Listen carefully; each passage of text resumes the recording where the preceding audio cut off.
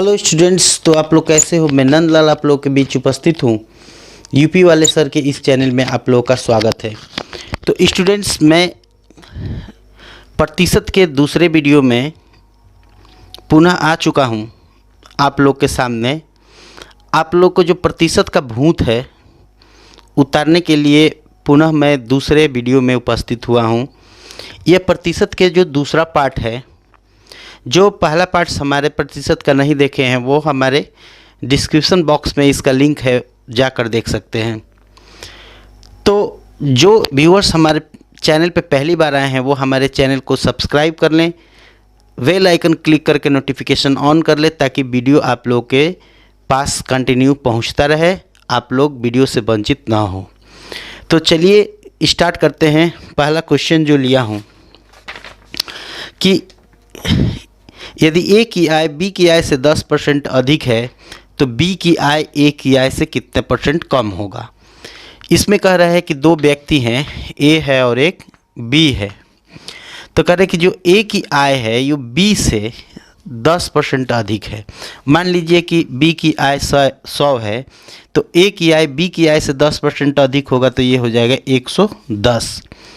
अब पूछ रहा है कि बी की आय ए की आय से कितना % कम है। अब बी की जो आय है ये ए की आय से कितना % कम है, ये देखिए। तो अगर हमको प्रतिशत कमी निकालना है, प्रतिशत कमी निकालना है, तो सबसे पहले हम क्या करेंगे कि ये जो 100 है ये कितना कम है, इसकी कमी क्या है वो, और बाई इसमें से जो ग्रेटर वैल्यू होगा उसी को हम लोग लिखेंगे। कमी में जो ज़्यादा बड़ा वैल्यू होगा, बड़ा मान, वो लिखेंगे और गुणे 100। एक बार ध्यान से देखिए, अगर प्रतिशत कमी निकालना है तो कितना कमी हुआ, इन दोनों के कितना कमी है, मतलब सब मिला के जो डिफरेंस है वो, और इन दोनों में से जो बड़ा वैल्यू होगा वो रखेंगे कमी निकालने के लिए। अगर प्रतिशत कमी ना लगे के प्रतिशत वृद्धि निकालना होता तो हम यहाँ पे कितना वृद्धि हुआ है वो, और ये बड़ा मान जो के जगह पे हम छोटा मान करते हैं इंटू 100। तो इसको हम लोग करते हैं। तो इसका क्या होगा, प्रतिशत कमी, तो कितने की कमी है, तो 10 की कमी है। बड़ा वैल्यू कितना है, 110 गुणे 100। अब यहाँ से कितने बार में, ये 11 बार में, मतलब कि 100/11, जिसको लिख सकते हैं 11 9 99, 9 सही 1/11% की कमी हुई है। ठीक है। यदि आम के मूल्य में 30% की वृद्धि हो जाए तो व्यक्ति उसकी खपत में कितने % की कमी कर दे ताकि खर्च पूर्ववत रहे, मतलब पूर्वतः रहे। कह रहे कि एक व्यक्ति आम के मूल्य में 30% की वृद्धि कर देता है। आम का जो मूल्य है जितना रुपए किलो, उसमें 30% की अगर वृद्धि हो जाएगी, तो अगर मान ली हम निश्चित किए हैं कि हमारा खर्चा 500 रुपये में आम को चलाना है। अगर किसी चीज़ का दाम बढ़ गया, जैसे मान लें आम चाहे सब्जी कोई भी चीज़ खरीद रहे हैं, अगर उसका दाम बढ़ जाता है तो, और हम खर्चा उतना ही करना चाहते हैं, तो हम क्या करेंगे कि अपने खपत को कम करेंगे, जितना खा रहे हैं उससे कम खाएंगे। ठीक है। तो प्रतिशत कमी करेंगे। यहाँ पे वही ट्रिक है कि प्रतिशत कमी जो है कितना करना है, तो कितने % की कमी करना है, वो कमी कितना है। अब बटा में जो बड़ा वैल्यू होगा वो बड़ा मान और गुणे 100। पहले जो वस्तु है, थोड़ा सा यहाँ पे समझना है कि पहले वस्तु की कीमत जो थी वह 100 रुपये केजी थी, अब 30% बढ़ गई तो 130 हो गई है। अब कह रहे हैं कि हम कितना कम कर दें इसको, खपत की हमारा जो खर्चा है वो बैलेंस में रहे, बराबर रहे। तो प्रतिशत कमी करना है तो कितनी की कमी करना है, 30 की कमी करना है। इन दोनों में से जो बड़ा मान होगा वो नीचे रखेंगे, कमी के लिए बड़ा और अधिकता के लिए यहाँ पे छोटा मान रखेंगे। इन दोनों में से इंटू 100, ये 2 से 2 कैंसिल हो गया, कितना हो जाएगा 300/13, 13 दूनी 26, 4 बचेगा, और 13 39, 1/13% की कमी करेंगे अपने खपत में। 23 होल 1/13% की गिरावट करेंगे, कमी। तो चलिए नेक्स्ट क्वेश्चन देखते हैं कि यदि किसी आयत की लंबाई और चौड़ाई क्रमशः 20% और 25% की वृद्धि कर दी जाए तो उसका क्षेत्रफल कितना % बढ़ जाएगा। करें कि एक आयत है कि लंबाई में 20% की वृद्धि करना है और जो चौड़ाई में 25% की वृद्धि करना है, तो इसका क्षेत्रफल कितना % बढ़ जाएगा। तो स्टूडेंट्स, एक बात आपको ध्यान में रखना है कि अगर हम इसको जनरल तरीके से निकालेंगे तो बहुत टाइम लगेगा इसमें। जैसे मान लीजिए कि लंबाई को अगर हम 100 मान लेंगे, चौड़ाई को हम 50 मान लेंगे, तो इसमें 20% बढ़ाएंगे, इसको 20% बढ़ाएंगे, इन दोनों का गुणा करेंगे क्योंकि क्षेत्रफल निकालने के लिए लंबाई गुणे चौड़ाई। फिर हम अगला क्वेश्चन फिर इसके बाद परसेंटेज निकालेंगे कि कितना % की वृद्धि हुई थी। लेकिन इस शॉर्ट ट्रिक में आप लोगों को इतना काम नहीं करना पड़ेगा। अगर मान लीजिए कि इसको 20% बढ़ाना है, इसको 20% 25% बढ़ाना है, लंबाई को 20% बढ़ाना है और चौड़ाई को 25% अगर बढ़ाना है, तो हमारा जो फार्मूला है कितना वृद्धि होगा या कमी होगा, चूँकि दोनों बढ़े हैं तो क्षेत्रफल बढ़ेगा। तो यहाँ पे वृद्धि बराबर लिखेंगे, क्षेत्रफल में वृद्धि बराबर ये होता है m + n + m × n/100। देखिए ये हमारा परसेंटेज, ये हमारा जो है स्टैंडर्ड फार्मूला है। इस फार्मूले से आप लोग यहाँ पे समझ लीजिए, अगर 20% इसको कम भी करना है, इसको बढ़ाना है, इसको कम भी करना है, चाहे दोनों को कम करना है, चाहे एक को बढ़ाना है एक को कम करना है, चाहे दोनों को बढ़ाना है, तो हर परिस्थिति में यहाँ पे ध्यान रखना है कि अगर बढ़ाना है तो प्लस में रखना है और घटाना है तो माइनस में रखना है। फार्मूला यही रहेगा। तो चूँकि दोनों प्लस में हैं, क्योंकि दोनों को बढ़ाया गया है, तो यहाँ पर m के जगह पर क्या है, 20 + 25 + 20 × 25 बटा में कितना, 100। तो 20 और 25 कितना होता है, 45 + 20 × 5 100 और 5 × 5 25 5। तो इसका मतलब है कि ये 50% जो है बढ़ जाता है। अगर किसी आयत की लंबाई 20% बढ़ा दें और चौड़ाई को भी 20% बढ़ा दें तो क्षेत्रफल यहाँ पे 50% बढ़ जाएगा। और अगर हम इसको बढ़ाते और इसको घटाते तो इसके जगह पे प्लस रखते और n के जगह पे माइनस रख के कुछ क्वेश्चन को हल कर देते। अगर उत्तर माइनस में आता तो वो क्या होता, अगर उत्तर माइनस में आता तो कमी होता, और जो प्लस में आता। क्वेश्चन देखते हैं कि यदि एक वृत्त की त्रिज्या 12% बढ़ा दे तो क्षेत्रफल कितना % बढ़ जाएगा। देखिए स्टूडेंट्स, अगर एक वृत्त है, इसकी त्रिज्या कह रहा है कि 12% बढ़ा दें, अगर हम प्लस कर दें तो इसका क्षेत्रफल कितना % बढ़ जाएगा। तो स्टूडेंट्स क्या करते हैं इसमें कि अगर हम जनरल तरीके से इसको निकालेंगे तो मान लीजिए कि त्रिज्या 100 मीटर है, तो 12% बढ़ा देंगे तो 112 होगा। तो फिर दोनों का क्षेत्रफल निकालेंगे, जो पहले का था ये बढ़ने के बाद कितना हुआ है, फिर दोनों का परसेंटेज निकालना पड़ेगा। ये लंबा चौड़ा प्रोसेस हो जाएगा। लेकिन यदि किसी वृत्त से संबंधित क्वेश्चन है कि अगर वृत्त की त्रिज्या को बढ़ा दिया जाए तो उसका क्षेत्रफल कितना % बढ़ जाएगा, तो यहाँ पर प्रतिशत वृद्धि निकालना है। तो प्रतिशत वृद्धि बराबर यहाँ पे फार्मूला है 2m + m²/100 का फार्मूला लगा देना है यहाँ पे डायरेक्ट। तो 2m का मतलब कितने % की वृद्धि हुआ है, 2 × 12% + 12 का स्क्वायर बटा 100 बराबर हो जाएगा 24 + 144 बटा 100। इसको हम लोग क्या करेंगे, 24 + 100 से डिवाइड कर देंगे तो 1.44।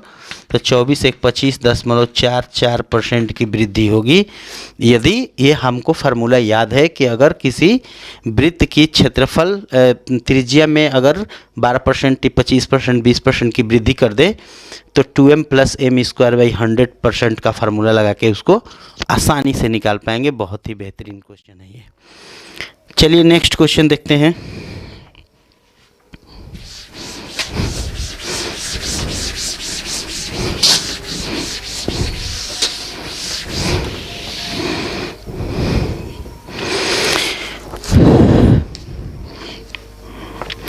यदि कोई व्यक्ति, चलिए नेक्स्ट क्वेश्चन देखते हैं जो बहुत बढ़िया क्वेश्चन है। ये क्वेश्चन बार बार आता है, किसी भी कंपटीशन में आप जाइए।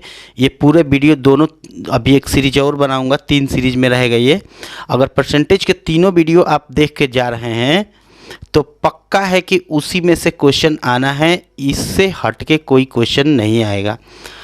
तो ध्यान से समझिए, ध्यान से सुनिए कि यदि कोई व्यक्ति अपनी आय का 20% भोजन पर, 30% वस्त्र पर और 15% मनोरंजन पर खर्च करता है और अंत में उसके पास 700 रुपये बचता है।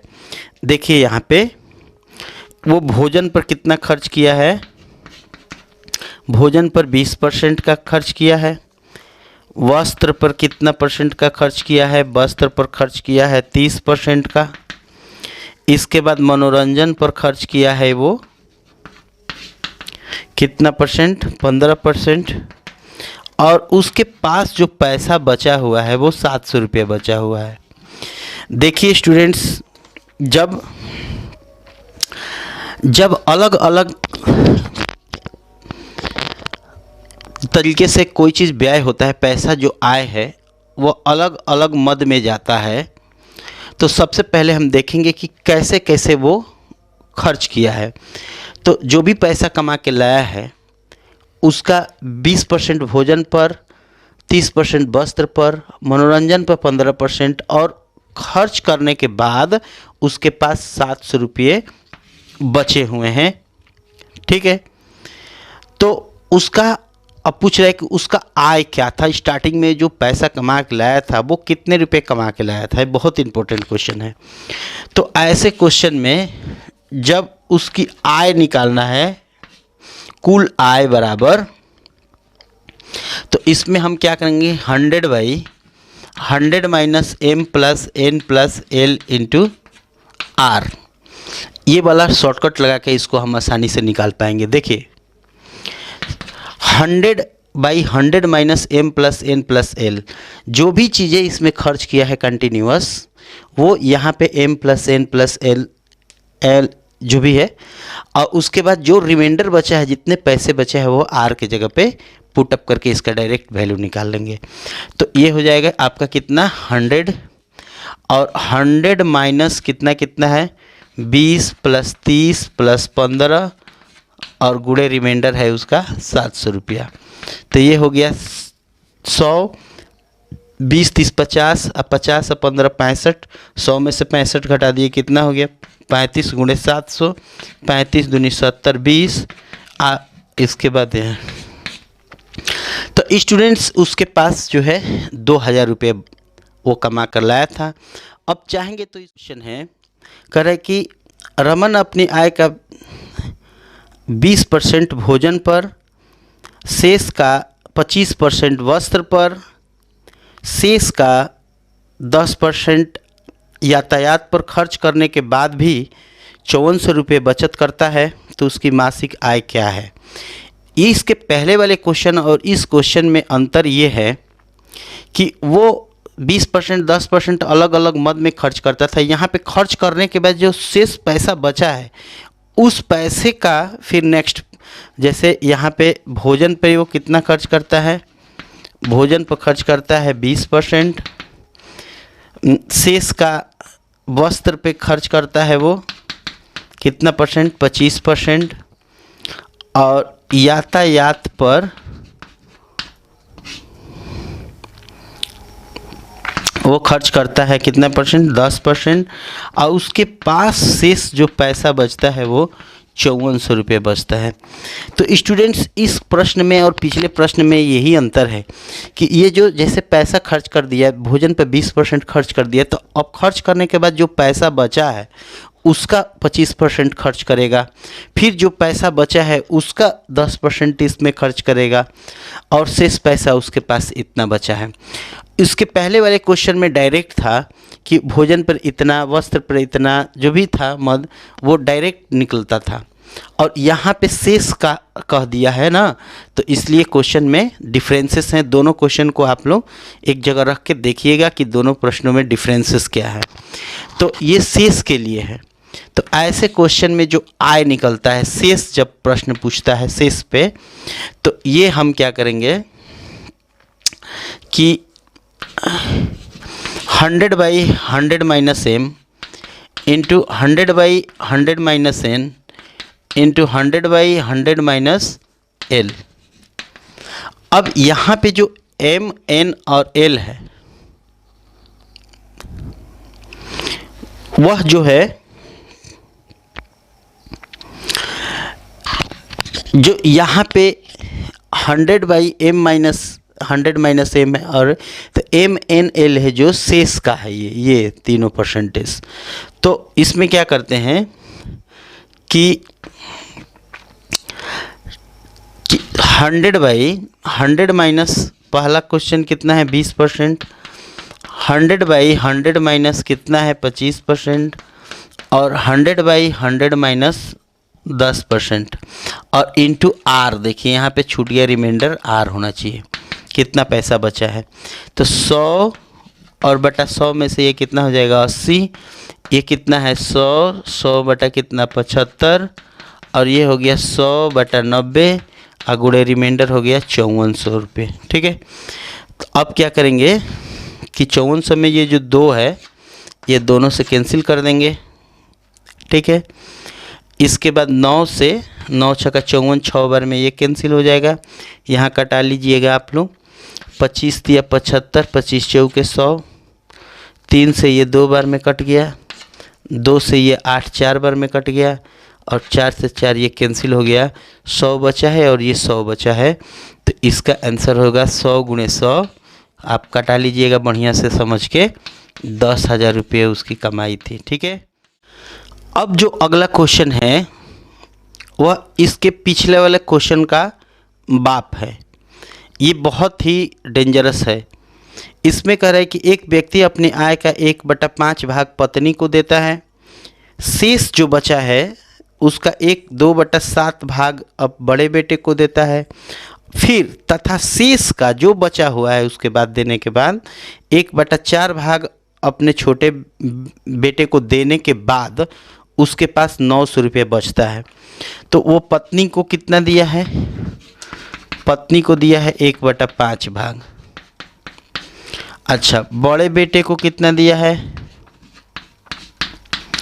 वो दिया है 2/7 भाग। छोटे बच्चों को कितना दिया है, वो दिया है 1/4 भाग। शेष देने के बाद उसके पास जो शेष बचा हुआ है वो 900 रुपया बचा हुआ है। ठीक है, तो इसमें क्या है कि जब अपने पत्नी को 1/5 भाग देने के बाद जो बचा हुआ है उसका 2/7 भाग वो बड़े बेटे को देता है, फिर उसके बाद जो बचा उसका 1/4 भाग छोटे बेटे को दिया, उसके बाद जो पैसा बचा है वो 900 रुपये है। ये तो पूछ रहा है कि उसकी जो आय थी वो उसकी आय कितनी थी, अर्थात उसके पास कितने पैसे थे। के क्वेश्चन को थोड़ा समझना पड़ता है। जब ये 1 रहेगा तो हम इसमें से 1 माइनस करेंगे। ठीक है, अगर 1 के अलावा कोई रहेगा तो हम यहाँ पे वो वाला वैल्यू रखेंगे। यहाँ पे m क्या है, m है 5 और ये 1। ठीक है, दूसरा में जो दिया है n/n माइनस a, तो ये है हमारा n और ये है a, और ये m माइनस जो l-1 है ये है। तो इस बात को ध्यान में रखना है कि जब भी हम इसको निकालेंगे, देखिए तो ये जो m है ये a है, तो ये हो गया कितना 5/5 माइनस 1 1, और गुणे n के जगह पे 7 है, 7/7 माइनस 2, और इंटू यहाँ पे है l के जगह पे कितना, तो 4, ये 4 है, 4 माइनस 1, और रिमाइंडर कितना बचा है 900 रुपये।